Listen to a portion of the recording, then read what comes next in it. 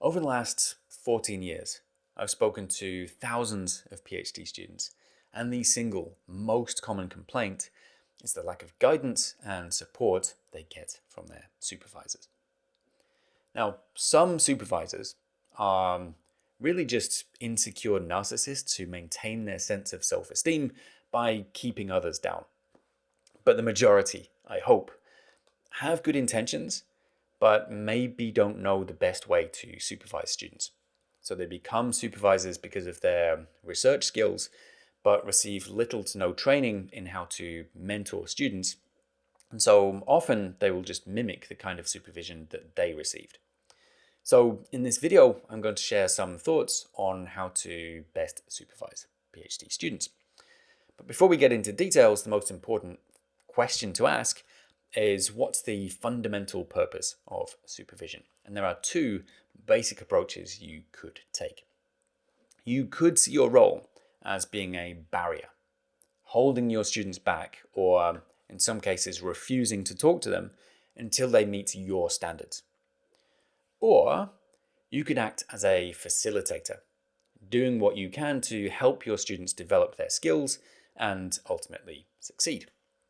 Now, the basic argument for acting as a barrier is that it teaches students to be independent. But I don't really buy this argument, because anybody can be a barrier. It takes no skill and no effort to say, don't come back, don't talk to me until you have a complete draft.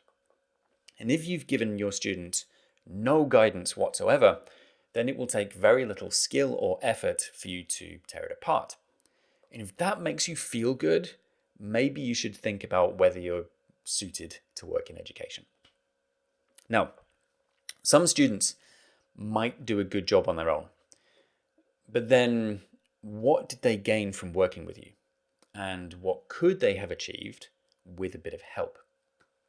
If independence is really the desired end result, it makes much more sense to give your students more guidance at the start, to give them the foundational skills so that they need less help towards the end. So to give an analogy, imagine you are giving driving lessons. At the start, they need far more guidance. But as they advance and grow in skill and confidence, they need less and less input. So this requires more of an investment of time early, but it will save you a lot of time in the long run. So in terms of what skills to teach them, my general recommendation for most people would be to focus on developing practical research skills as early as possible. Now, this is the opposite of what many supervisors do, focusing first on reading and writing about the existing literature. Now, of course, a knowledge of the literature is crucial, but I've spoken to countless students who've spent literally years reading and writing and planning, but have never practiced any actual research or analytical skills. And this means they go into the research phase completely unprepared. And then if you only look at the work once it's a complete draft, it may be too late to fix basic errors in the research design or implementation that could have been avoided with a 5-minute conversation. But if you encourage them to practice data collection and analysis early and on a small scale, when it doesn't matter if they make mistakes, you can give quick and easy early feedback that will make a huge difference long term. The same applies to writing.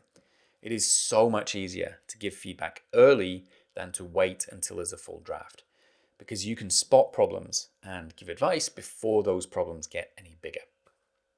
Now, some of you might argue that this is spoon feeding, but I'm not talking about telling students exactly what they need to do at every step.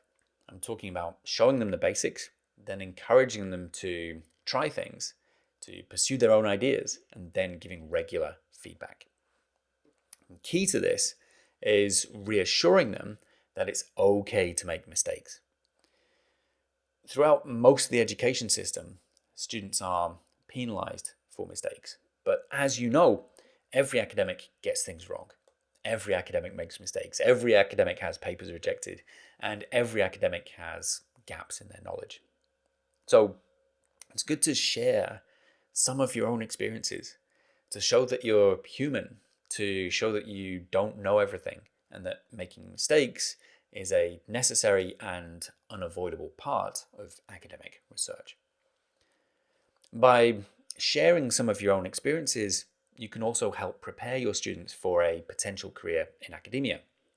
For example, you can share what you're doing with grant applications or your own publications, so they can learn what's involved in a professional academic career. Now, this means going beyond the mandatory supports that your university asks you to give and actually taking an interest in and talking to your students. So, my personal view is that as a PhD supervisor, your job is to help your students become the best researchers they can be in the time you have with them. More fundamentally, they should be a better researcher for having worked with you specifically. And in the long term, this benefits you too.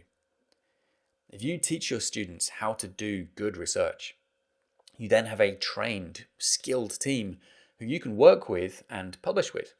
And the better they are, the better those publications will be, which helps the reputation of your research group and helps attract funding. Those students, when they graduate, they potentially then go out into academia. And if they have good careers and credit you as a mentor, it only increases your own standing in the field. So everybody wins.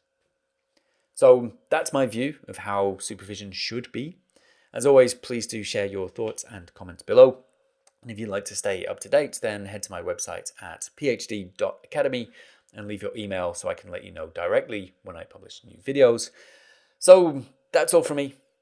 Thank you so much for watching, and I'll see you next time.